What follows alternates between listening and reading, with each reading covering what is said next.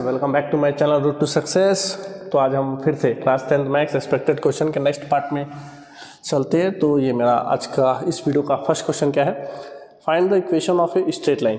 ठीक है, अपने को क्या निकालना है, इक्वेशन निकालना है किसका, स्ट्रेट लाइन का। अपने को क्या चीज़ दिया हुआ है, ग्रेडियंट इज 7/3।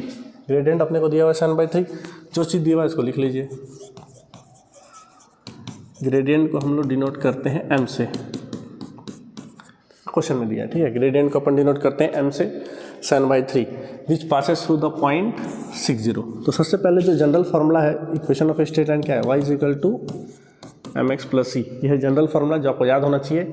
यहाँ पे हम लोग m का वैल्यू को सब्स्टिट्यूट कर लेते हैं सबसे पहले, उसके बाद हम लोग इस पॉइंट पे आएंगे, उसके बाद हम लोग ये निकालेंगे। ठीक है, y इक्वल टू m का वैल्यू है 7/3, तो 7/3 x + c। अब देखो यहाँ कुछ नहीं तो क्या है, 1 है, एलसीएम लेंगे तो 7x + 3 × c 3c/3। अब क्या हो गया, ये 3 को इधर भेजेंगे तो क्या होगा, 3y = 7x + 3c। ठीक है, ये हमारा आंसर अभी नहीं है। क्यों, अपने को पॉइंट दिया हुआ है, गिवन पॉइंट अपने को कितना दिया है, 60। तो पहला वाला वैल्यू क्या होता है, x का, मतलब x का वैल्यू 6 है, y का वैल्यू 0 है। अभी जो हमने इक्वेशन निकाला उसमें सब्स्टिट्यूट कर दो। इक्वेशन क्या था अभी जो हमने कैलकुलेट किया, 3y = 7x + 3c।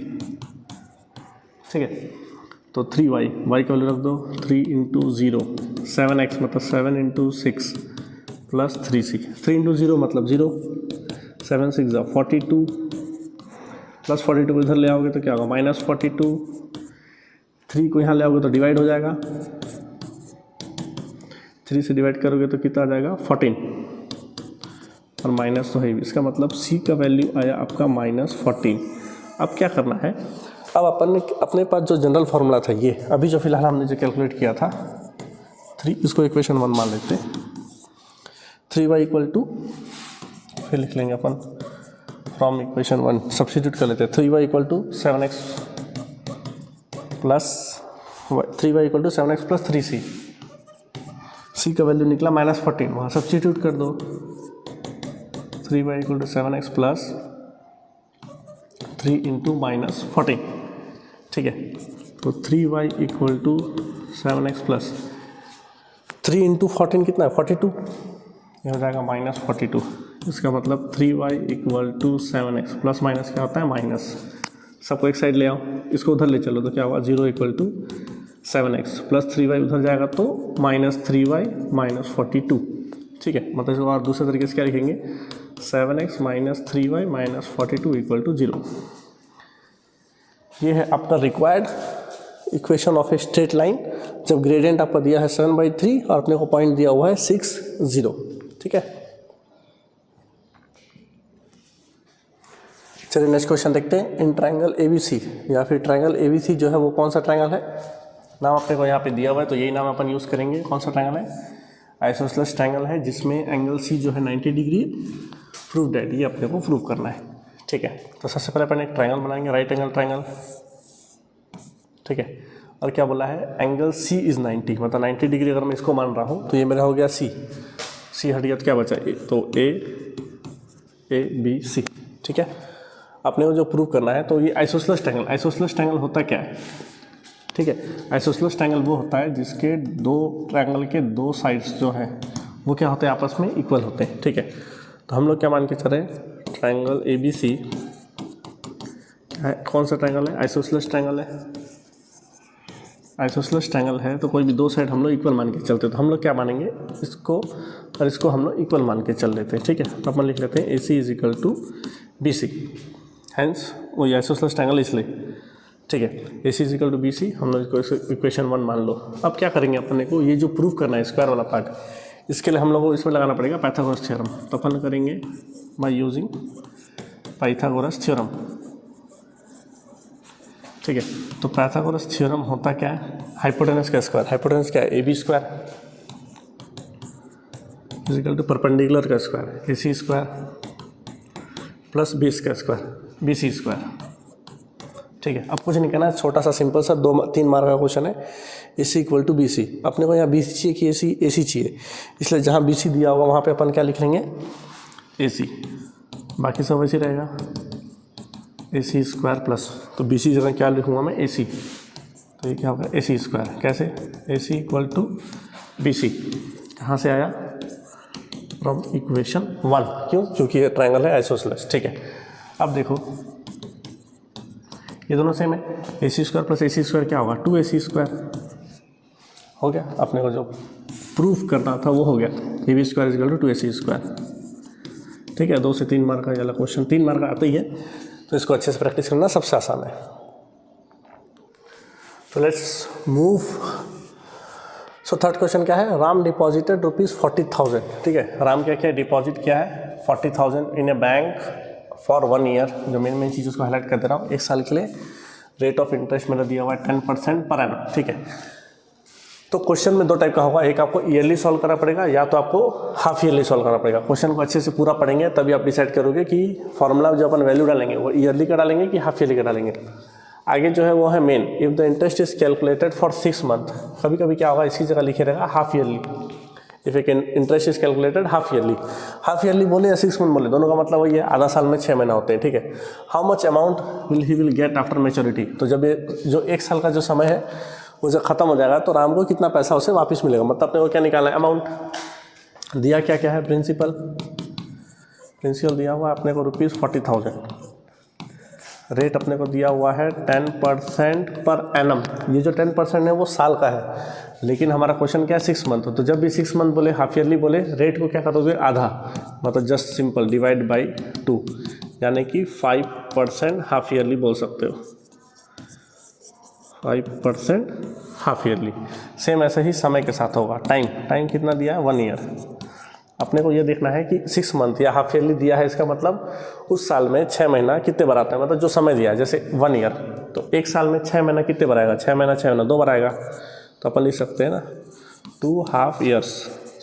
ठीक है, और यहीं पर अगर देता हूँ 1.5 ईयर तो यहाँ आता 3 हाफ ईयर्स, अगर आता यहाँ पे 2 ईयर्स तो यहाँ आता 4 हाफ ईयर्स। ठीक है, यही वैल्यू को अपने को फॉर्मूला में रखना है, हड़बड़ी नहीं करना है। कभी कभार क्वेश्चन में क्या हो जाता है अपने साथ 6 मंथ या हाफ ईयरली नहीं पढ़ते हैं तो सीधा क्या कर दोगे फॉर्मूला में 10 रख दोगे, एन का वैल्यू रख दोगे 1, फिर पूरा सॉल्व करोगे, एक भी नंबर आप लोगों को नहीं मिलेगा। क्यों नहीं मिलेगा, कारण वही है। अब अपन निकालेंगे अमाउंट का फॉर्मूला ईजी है, याद होना चाहिए आपको, P 1 + R/100 की पावर n।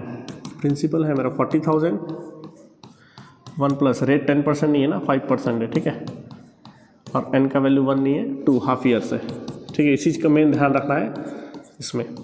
तो 5 और 100 कटेगा, 5 1 = 5, 5 20 = 100, 21 = 20 + 1, तो इसको क्या लिखोगे 21/20 की पावर 2।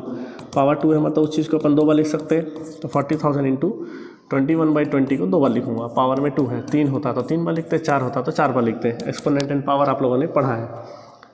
अब क्या कर सकते हैं, 0 0 कट गया, 2 से 400 को काट सकता हूँ 200, फिर ये 2 से 200 को काटूंगा तो क्या आएगा 100, जो बचा इसको लिख दो 100 × 21 × 21।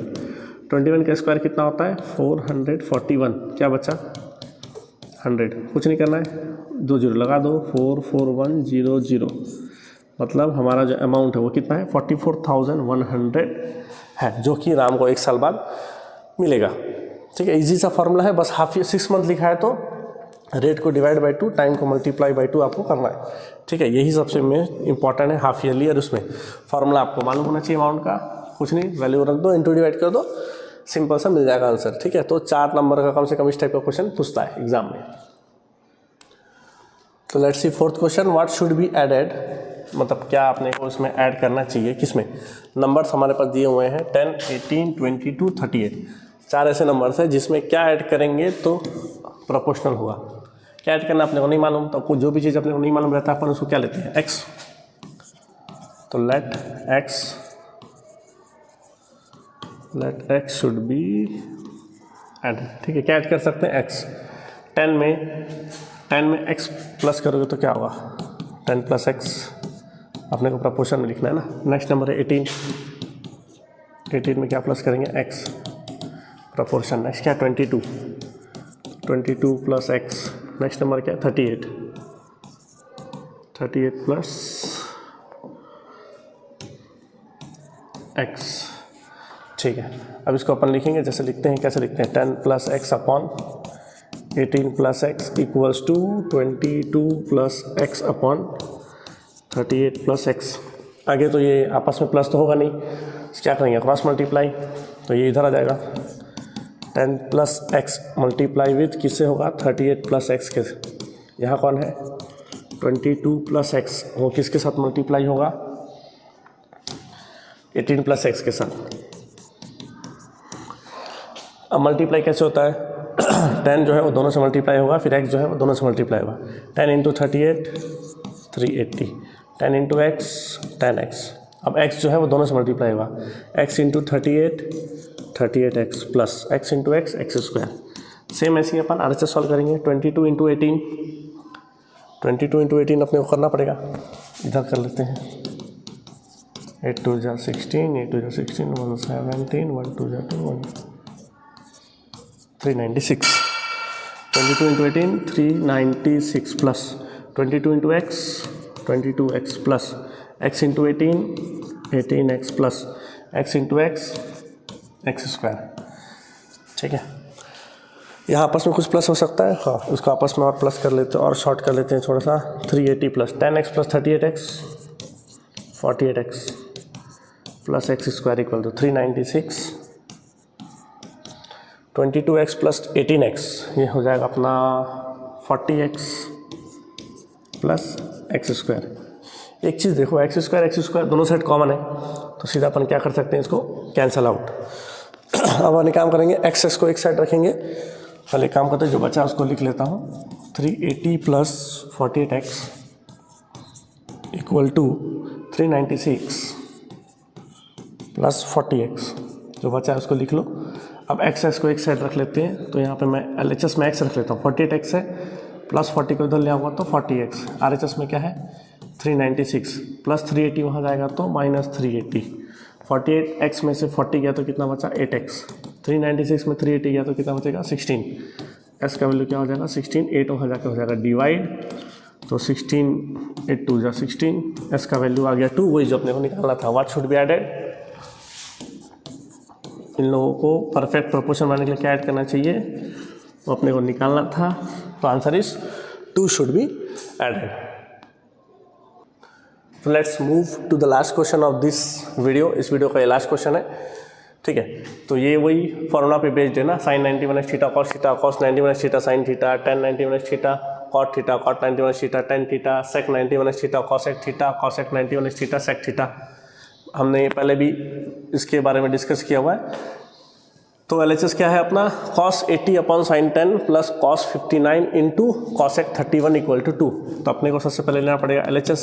लेफ्ट हैंड साइड क्या है, cos 80 degree upon sine 10 degree plus cos 59 degree into cosec 31 degree. ठीक है, कॉस को अपन साइन में चेंज कर सकते हैं, साइन को अपन कॉस में चेंज कर सकते हैं। ठीक है, दोनों में इजी है। चलो अपन कॉस को सेंड करते हैं। कॉस 90 में क्या माइनस करेंगे कि 80 आएगा, 10 अपॉन क्या है नीचे वाला डिनोमिनेटर ऐसी रहेगा। कॉस को भी चेंज कर लेंगे तो क्या होगा, कॉस 90 में क्या माइनस करेंगे कि 59 आएगा, 31 इंटू कॉसेक 31। ठीक है, तो कॉस 90 माइनस थीटा क्या होता है, साइन थीटा। ठीक है, फॉर्मूला को याद होना चाहिए। कॉस 90 माइनस थीटा क्या होता है, साइन थीटा। तो इसको मैं क्या लिख सकता हूँ, साइन थीटा जगह क्या आता है, मतलब sine 10 degree upon sine 10 degree. Cos 90 minus theta क्या होता है, साइन थीटा, मतलब साइन थीटा जगह 31, तो साइन 31 इंटू कॉसेक 31। ये साइन 10 कट जाएगा, क्या बचेगा 1। तो यहाँ पे क्या है, साइन 31 डिग्री। कॉसेक थीटा का एक फॉर्मूला है, आपको हमने पहले ही पढ़ा है। कॉसेक थीटा का फॉर्मूला क्या होता है, 1 अपॉन साइन थीटा। तो कॉसेक 31 को मैं क्या लिख सकता हूँ, इंटू 1 अपॉन साइन थीटा का वैल्यू क्या है 31। तो यहाँ भी क्या होगा, साइन 31 इंटू में है, न्यूमरेटर डिनोमिनेटर में कैंसिल आउट, क्या बचा 1 प्लस 1 यानी कि 2। ये 1 प्लस ये बचा 1 प्लस 1 2। तो ये मेरा RHS। तो LHS इक्वल टू RHS, हैंस प्रूव्ड। ठीक है, वीडियो अच्छा लगा होगा तो अच्छे से प्रैक्टिस कीजिए, नोट्स कीजिए, एग्जाम की अच्छे से तैयारी कीजिए और लाइक, सब्सक्राइब और कमेंट कीजिए और अपने फ्रेंड्स लोग के साथ शेयर कीजिए और बने रहिए हमारे चैनल रूट टू सक्सेस के साथ। Thank you.